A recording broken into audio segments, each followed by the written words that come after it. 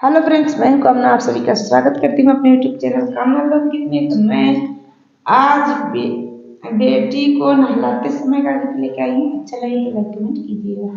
Channel में पहली बार आए हैं तो सब्सक्राइब भी कर लीजिएगा ताकि हर दिन का लोकगीत आप लोगों को मिलता रहे। चलिए बेटी नहलाते समय का गीत गा रहे हैं।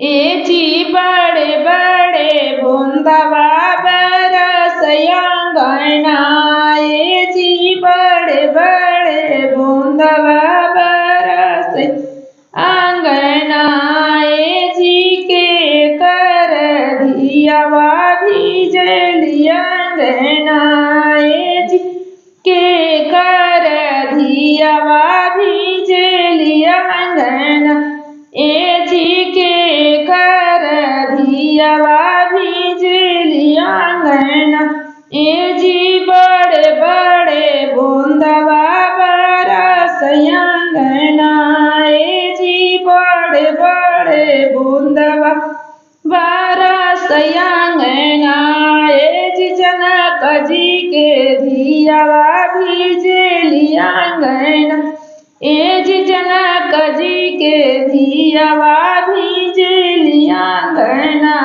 ए जी बड़े बड़े बूंदवा बरसया अंगना, ए जी बड़े बड़े बूंदवा बरसया अंगना, ए जी के कर बहिनी भीजली अंगना, ए जी के कर बहिनी भीजली अंगना, ए जी बड़े बड़े बूंदवा बरसया अंगना, ए जी बड़े बड़े बूंदवा